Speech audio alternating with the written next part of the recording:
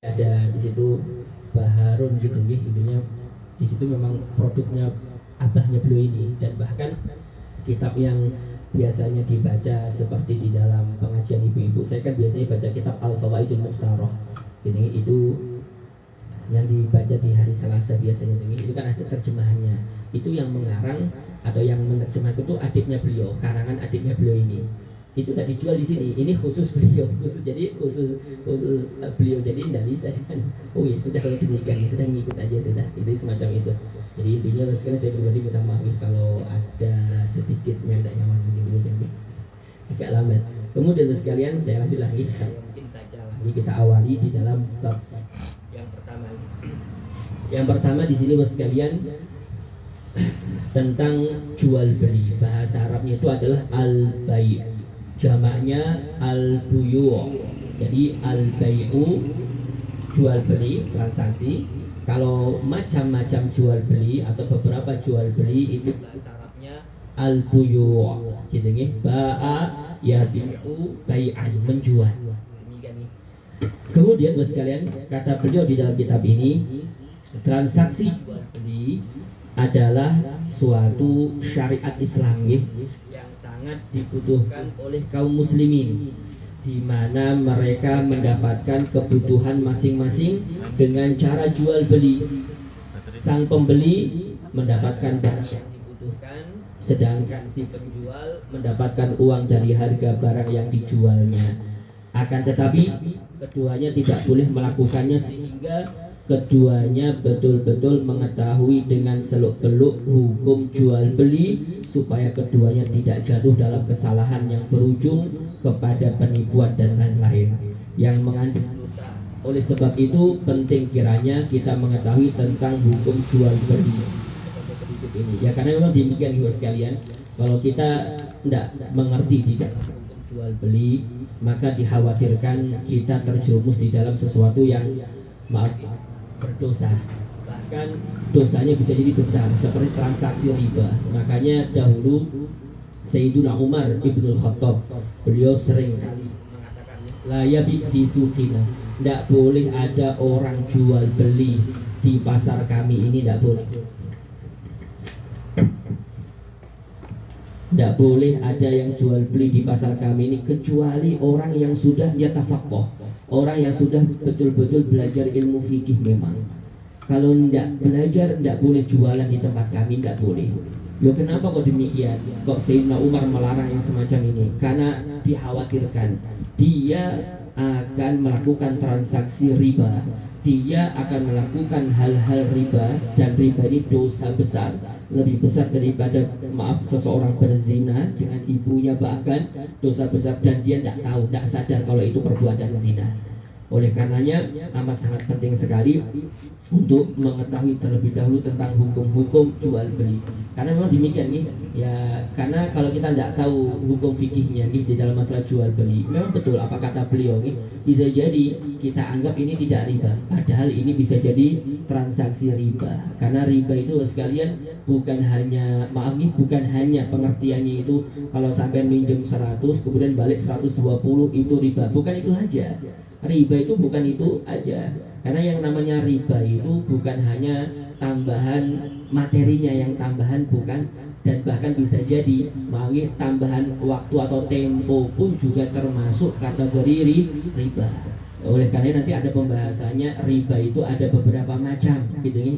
Riba itu ada beberapa macam. Kayak seumpama nih, tatkala seseorang transaksi emas gitu nih, khawatir akan terjerumus yang namanya transaksi riba. Karena emas ini Bapak sekalian, emas ini notabene adalah barang ribawi. Barang ribawi itu maksudnya barang yang rentan akan dihukumi riba, karena memang ini barang-barang ribawi, barang yang mengandung riba. Bisa tidak riba kalau sesuai dengan ketentuannya tata transaksi, tapi kalau tidak sesuai ketentuannya bisa jadi dihukumi riba. Demikian nih, nanti yang barang-barang ribawi itu diantaranya selain emas dan perak itu adalah makanan, gitu. Makanan pokok, makanan itu juga termasuk barang ribawi, termasuk barang ribawi. Oleh karenanya nanti di dalam transaksi sekalian, di dalam barang-barang ribawi ini harus kontan, harus kontan, tidak boleh tidak kontan. Makanya sering terjadi di tempat kita terkala ada seorang penjual emas sama orang yang ingin membeli emas atau tukar tambah emas. Terkadang gini, dia ini mau membeli, mau menjual emasnya, dalam artian ingin tukar tambah gitu, ingin tukar tambah, dijual punyanya, dia ingin membeli yang lebih gitu, beli yang lebih berat atau lebih bagus, lebih besar.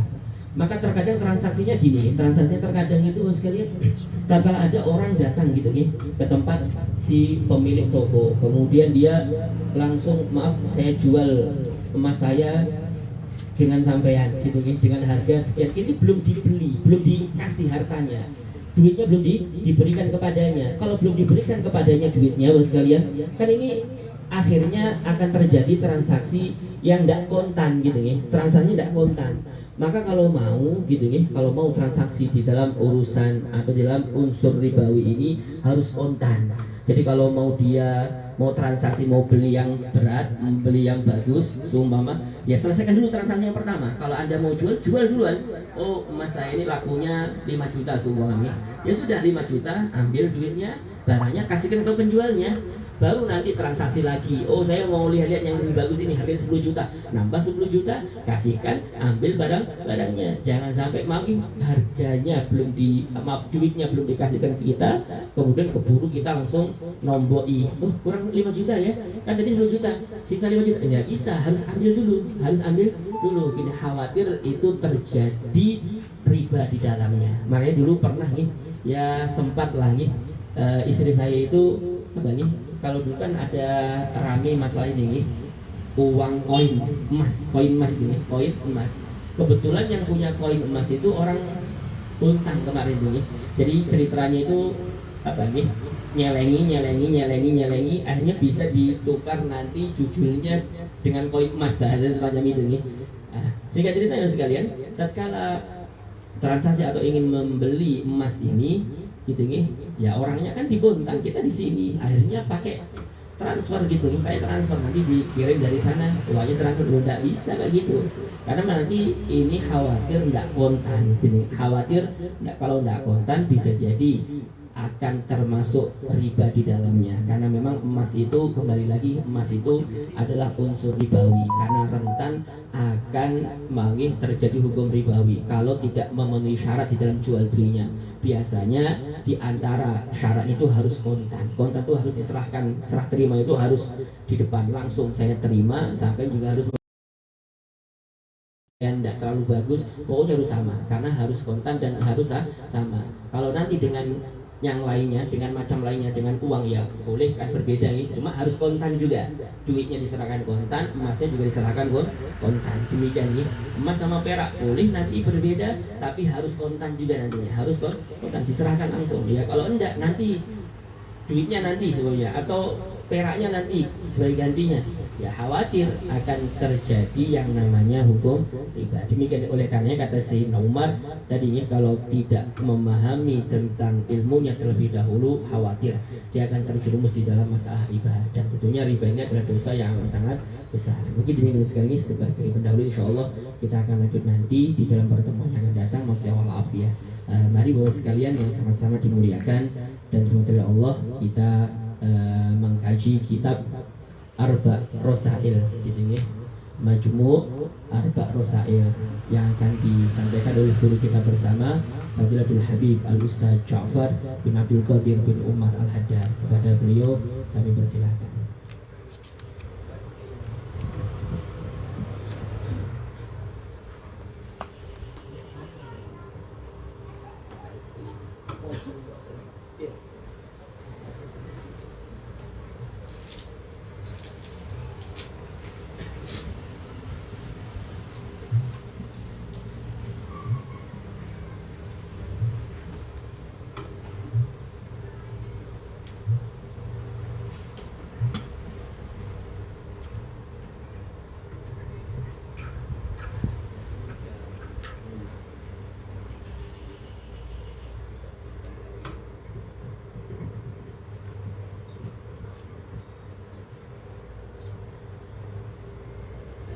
Assalamualaikum warahmatullahi wabarakatuh. Waalaikumsalam warahmatullahi wabarakatuh. Bismillahirrahmanirrahim.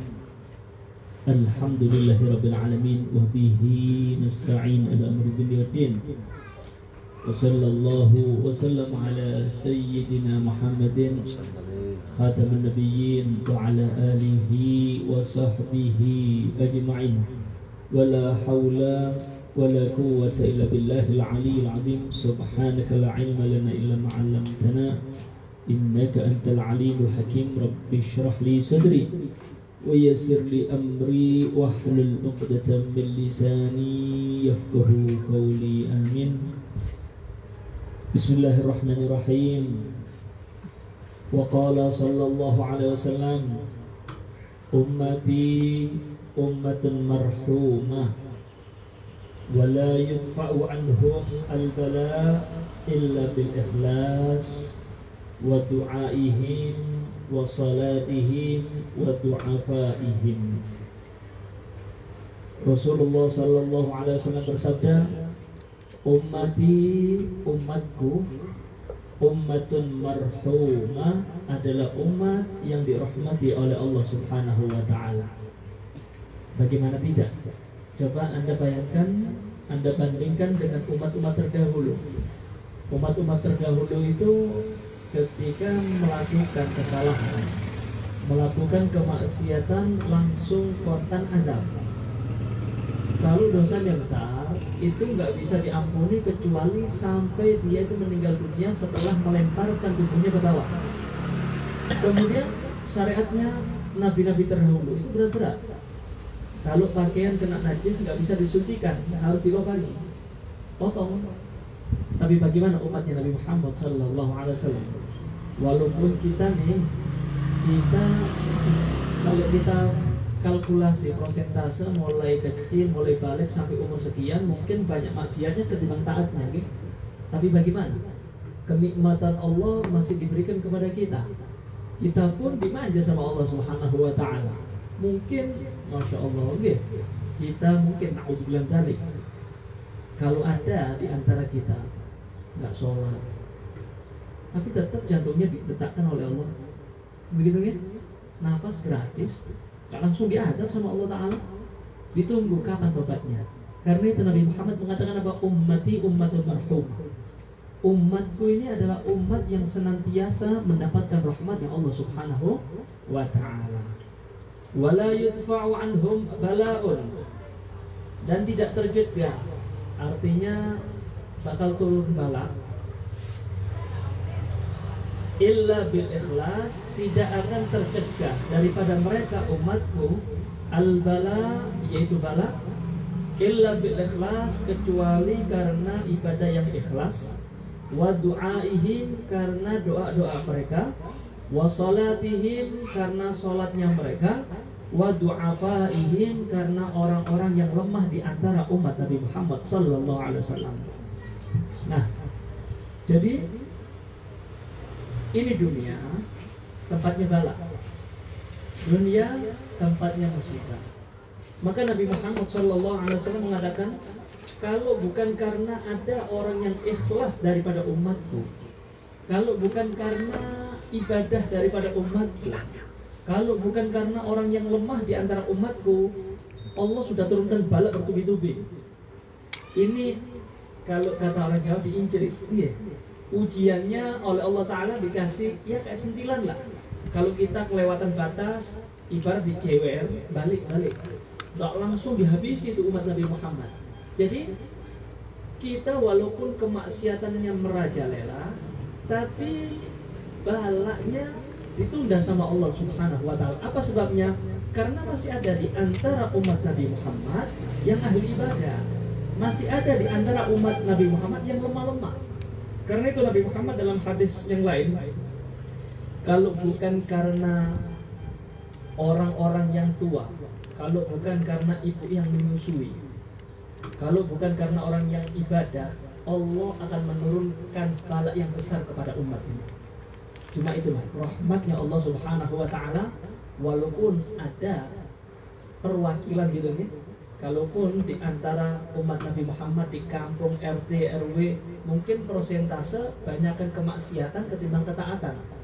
Tapi kalau ada orang yang masih taat kepada Allah, orang yang ikhlas kepada Allah, maka yang lainnya itu terselamatkan berkat ada satu hamba Allah yang masih ibadah kepada Allah Subhanahu wa ta'ala. Nah, karena itu ketika Anda mencari rumah, jangan asal elit. Jangan. Lihat dulu, ini rumah ini tempat yang Anda tempati bagus enggak? Bisa memancing rahmatnya Allah enggak? Ini tempat ini bagaimana? Ini bisa mendukung anak menjadi soleh enggak? Itu perlu. Lingkungan itu perlu. Karena itu Al-Habib Ahmad bin Hasan Al-Waqqas beliau mengatakan begini, ar-radha wal biqa mimma yughayyiru tiba'.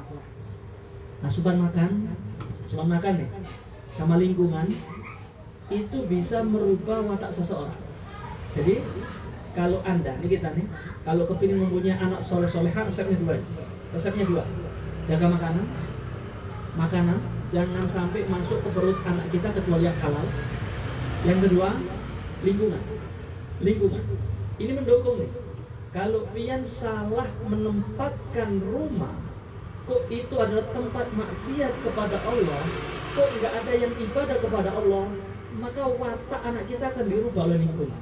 Walaupun pian taruh pondok 7 tahun nih, hafal Quran, hafal semua, pulang ke rumah lingkungan nggak mendukung, berubah. Berapa banyak Anda tengok anak pondokan cuma gara-gara temenan sepele, cuma temen nongkrong HP, yang dulunya nggak ngerokok sekarang. Terjadi nggak? Terjadi. Akibat watak itu bisa berubah karena teman. Al-Habib Ali bin Muhammad Al-Habsi, Al-Habib Ali bin Muhammad bin Husain Al-Habsi yang ngarang Sibtud Durar Maulid Habsi. Beliau itu pernah tinggal di kota Mekah. Dan beliau mengatakan begini, ketika aku tinggal sama orang tuaku di kota Mekah, abahku la yumakkinna sholat fil haram, tidak pernah melepas aku untuk sholat sendirian di Masjidil Haram. Gak mau. Kalau mau keluar rumah kemudian sholat ke Masjidil Haram harus sama orang tuanya. Jadi ketika orang tuanya Al-Habib Ali gak ada di rumah, gak boleh. Al-Habib Ali gak boleh keluar rumah, gak boleh walaupun sholat ke Masjidil Haram. Kenapa? Apa kata beliau? Nih, yang perlu kita garis bawahi. Karena orang tuaku ini takut. Menuju Masjidil Haram itu kan ada jarak.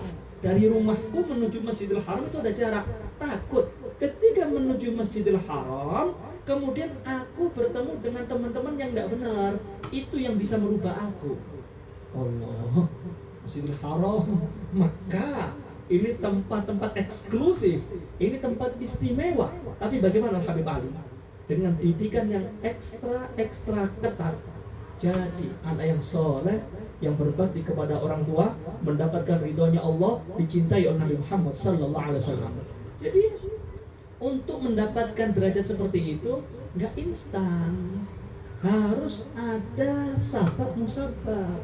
Nah kita kan enggak, biarkan dia, kasihan anak itu, biarkan bebas, ini masih muda, lah diterkam mana dia? Ya jadi korban lingkungan. Harus ekstra, walaupun pian dicibir, walaupun pian dianggap orang yang kolot, biarkan. Ini didikan saya harus menyelamatkan anak. Anak ini investasi akhirat saya. Setelah saya meninggal, tidak mau tetangga doakan saya. Yang doakan saya itu yang aku harapkan anak soleh. Nah, untuk mendidik anak yang soleh ya harus ekstra ketat. Lebih-lebih zaman sekarang, Pak, zaman sekarang. Bukan hanya lingkungan, dalam rumah pun anak kita bisa rusak. Dengan apa? Nih, rusak. Karena itu hati-hati, jaga sholat. Nah, kemudian, Masya Allah, aku tinggi.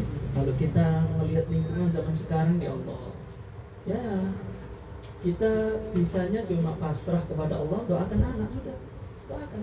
Apa kita? Kadang berapa banyak orang tua yang berkeluh kesah tentang anaknya zaman sekarang. anak yang durhaka kepada orang tua. Dan Anda perlu tahu, kedurhakaan anak itu bukan spontanitas daripada anak, enggak. Itu karena salah didikan daripada orang tua. Salah didikan. Karena itu mumpung pian nggak telat gitu ya. Hati-hati anak lebih-lebih kalau pian punya anak perempuan yang ketat, ekstra ketat. Anak nggak ada ceritanya mantan, nggak ada. Kalau istri ada mantan istri, mantan mertua ada, anak nggak ada. Kemana-mana melekat. Nama anak itu, nama pian itu pasti melekat kepada pian. Ketika anak pian masuk masjid, anaknya siapa itu? Bapak fulan. Paham ya? Melekat. Ketika anak pian, naudzubillah dalik masuk diskotik, anaknya siapa ini? Anaknya pian. Nggak ada, bukan itu mantan. Ada. Pian yang kena keret ini di dunia. Di dunia Anda kena imbas. Apalagi nanti di akhirat. Paham ya? Nah. Kemudian waqad ja'at ahaditsu katsiratun, dan telah datang riwayat-riwayat hadis yang cukup banyak, tadullu ala kufri tarikis salat, yang menunjukkan atas kafirnya orang yang meninggalkan salat.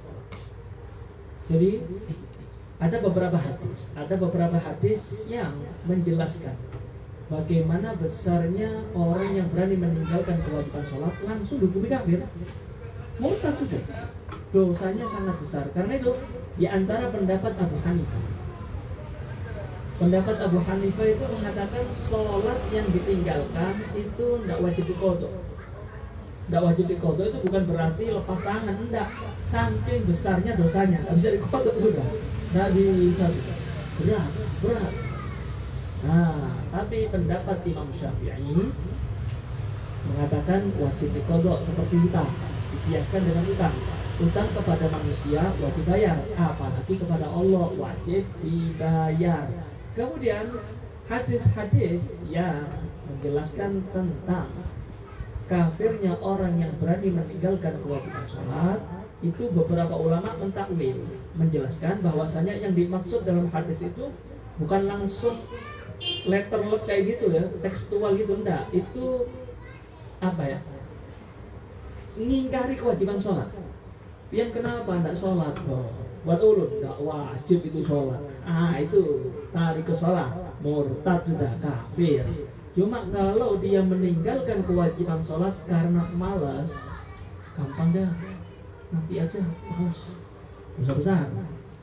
Paham ya? Nah, kemudian wa akhadha biha, berpegangan biha dengan hadis-hadis tersebut yang mengatakan orang yang berani meninggalkan kewajiban sholat dihukumi kafir. Siapa? Minas sahabat, para sahabat berpendapat seperti itu. Siapa para sahabat? Minhum, diantaranya Umar bin Khattab, Sayyidina Umar bin Khattab. Kalau sudah ada orang yang gak sholat, kafir langsung. Wa Abdurrahman bin Auf, ini pembesar ulama gitu. Jadi jangan pian mengatakan kalau ada pendapat dua itu enteng, berarti saya ikut pendapat itu. Takutnya yang benar yang ini, kan gitu kan? Jadi bukan berarti ketika ada dua pendapat kemudian pian mengambil yang enteng, jangan.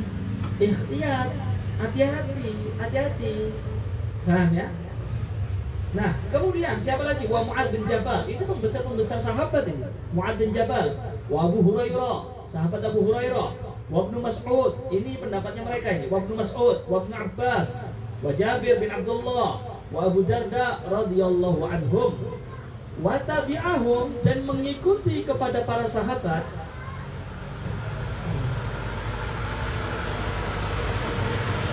Mengikuti terhadap pendapat para sahabat. Apa itu? Yaitu orang yang meninggalkan kewajiban sholat, kafir, murtad. Siapa? Kasirun minas salaf. Ada juga dari golongan setelah para sahabat, yaitu tabi'in. Minhum, siapa? Imam Ahmad bin Hanbal. Orang-orang besar ini. Kalau madhabnya Imam Ahmad bin Hanbal nggak sholat, murtad.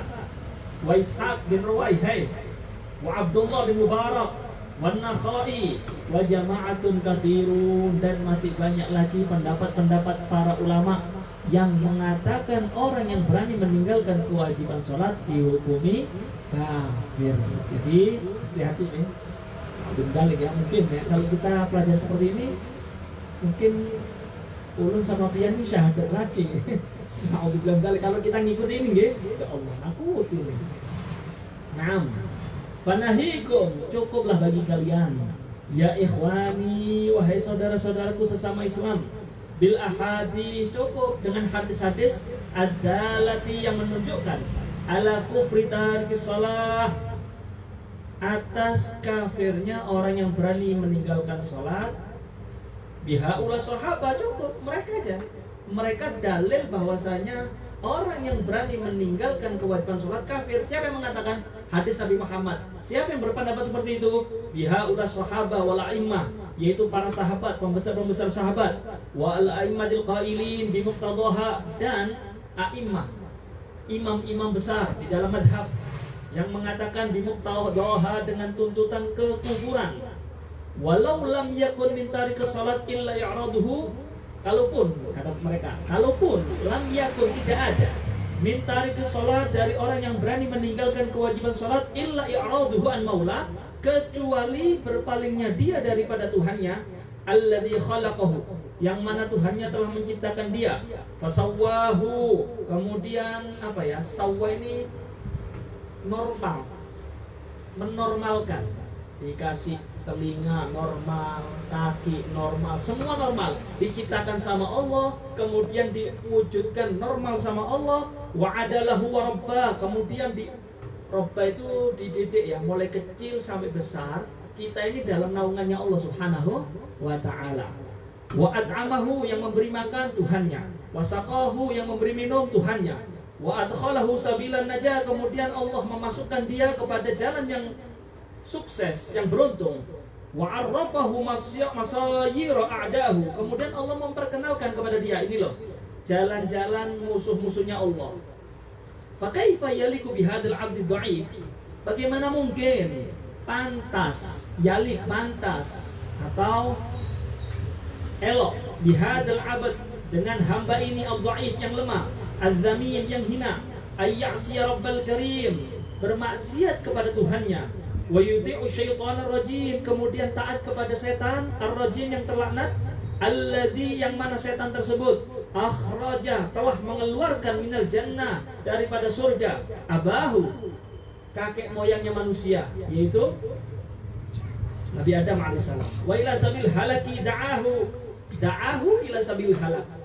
Kemudian bagaimana mungkin dia itu mengijabah ajakan daripada setan ila sabil halaka, kepada jalan kebinasaan.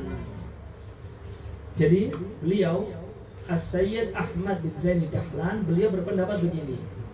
Gini aja, coba mikir. Beliau coba mikir. Kalaupun nggak ada hadis yang menerangkan tentang kafirnya, kufurnya orang yang berani meninggalkan kewajiban sholat, coba Anda mikir. Yang menciptakan pian siapa? Yang mewujudkan pian, kemudian ngasih mata normal, semua organ-organnya normal siapa? Yang memberi makan siapa? Yang memberi minum siapa? Kemudian kamu tidak taat kepada yang pencipta. Sudah dikasih nikmat banyak, diciptakan oleh Allah, dikasih rezeki sama Allah, cuma cukup diperintahkan sholat 5 kali sehari, cukup. Anda berpaling dari Tuhan, kemudian Anda ngikut setan, pantas nggak? Nah, seperti itu. Pantas nggak ini disebut hamba?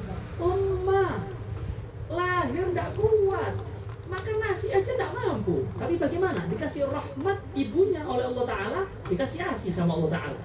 Allah rahmat.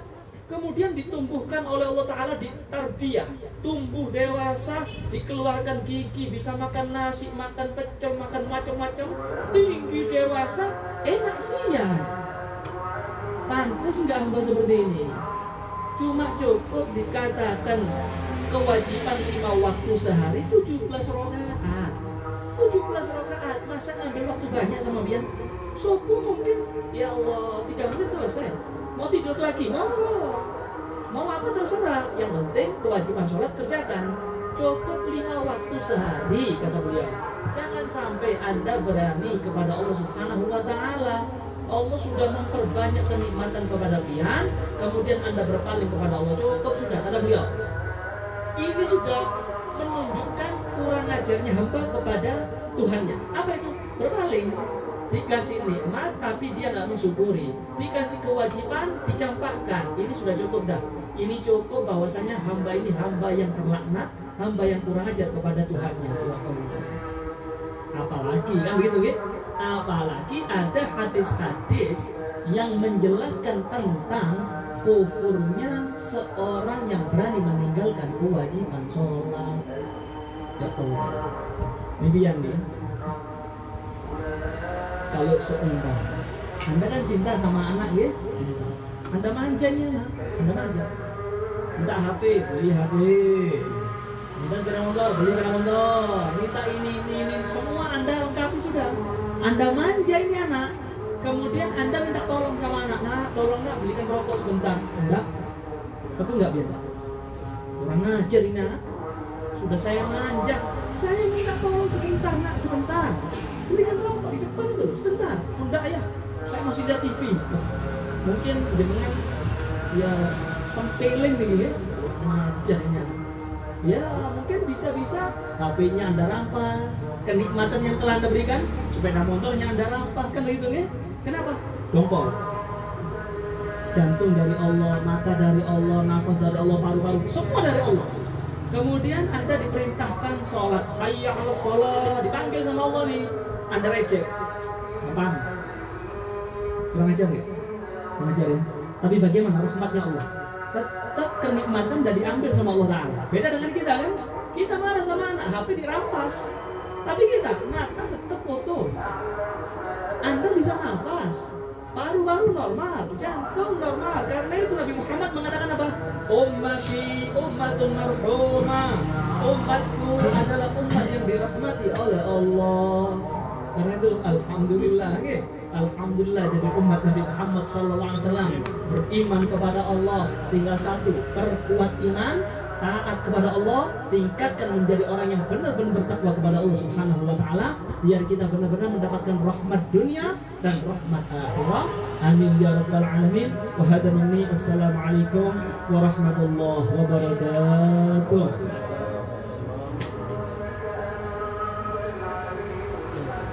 Kami ucapkan ribuan terima kasih kepada beliau, guru kita Al-Habib Ja'far bin Abdul Qadir Bogor Hajar atas apa yang disampaikan oleh beliau. Mudah-mudahan bermanfaat buat kita semuanya. Insyaallah untuk pertanyaannya kayaknya nanti aja nih, karena sudah tardim suara di masjid dan juga beliau kayaknya mengisi di kabut. Perjalanannya jauh, khawatir di sana perlu waktu yang lama sampai naik mobil. Mungkin begini, insyaallah nanti kita sambung nanti masih walafiat. Mari pada sekarang kita akhiri dengan sama-sama baca doa pada majlis. Bismillahirrahmanirrahim. Subhanakallahumma wa bihamdika asyhadu an la ilaha illa anta astaghfiruka wa atubu ilaik. Masya Allah, la haula wa la quwwata illa billah.